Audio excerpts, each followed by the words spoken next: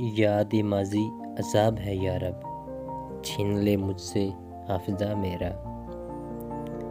السلام علیکم ورحمۃ اللہ وبرکاتہ۔ میں ہوں مجدان مصطفیٰ اور آپ دیکھ رہے ہیں میرا یوٹیوب چینل مجدان مصطفیٰ آفیشیل۔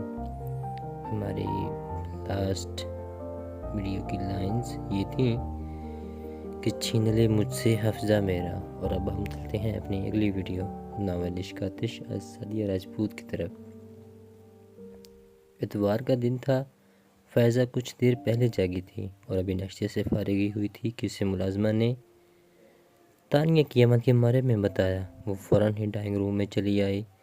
مجھے شایان کے گھر لے چلو۔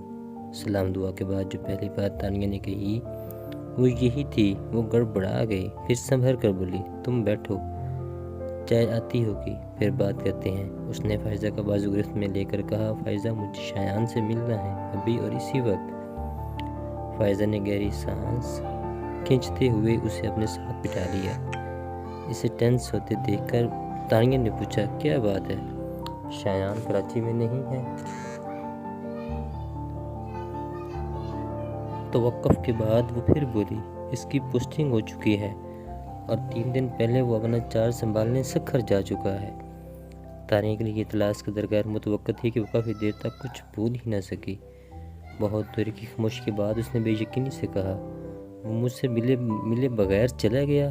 پھر اس نے شاکی نظروں سے فائزہ کو دیکھا، اور تم نے بھی مجھے انجان رکھا؟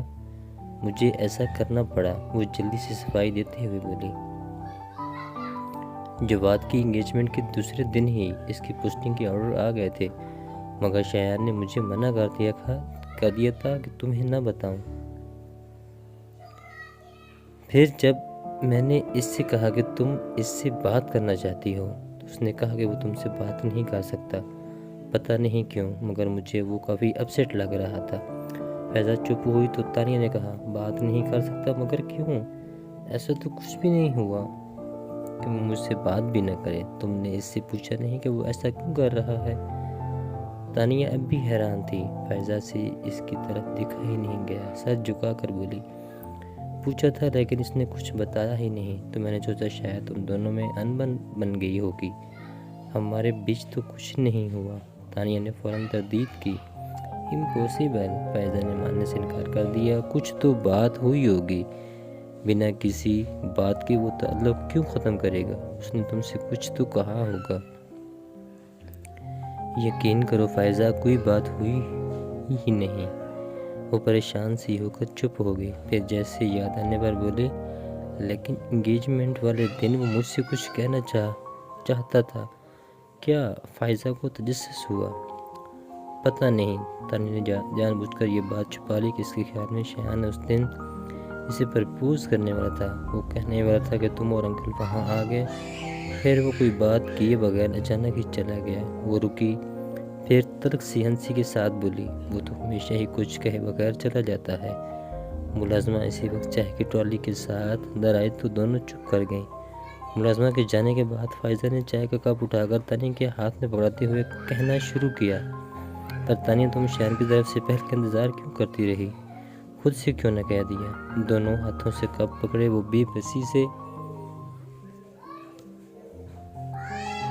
بولی، کیسے کہہ دیتی جبکہ میں یہ بھی نہیں جانتی کہ وہ مجھ سے محبت کرتا بھی ہے یا نہیں؟ تم تو اس سے محبت کرتی ہو نا، کیا یہ کافی نہیں؟ تانیہ نے کچھ کہے بغیر کپ ٹیبل پر رکھا اور کھڑی ہو گئی، میں اب چلوں گی۔ فائزہ نے اسے روکنا چاہا لیکن وہ ٹھہری ہی نہیں۔ فائزہ اسے باہر تک چھوڑنے آئی، تانیہ کار کا دروازہ کھولنے کے لیے کی ہول میں چابی ڈال رہی تھی جب اس نے فائزہ کو کہتے سنا، ایک بات مانو گی تانیہ؟ اگر وہ نہیں کہتا تو تم کہہ دو، اگر نہیں کہہ سکتی تو تم اس انتظار کو ختم کر کے آگے بڑھ جاؤ۔ کب تک اس پل صراط پر کھڑی رہو گی، تکلیف میں رہو گی؟ یا تو ہٹ جاؤ یا گزر جاؤ۔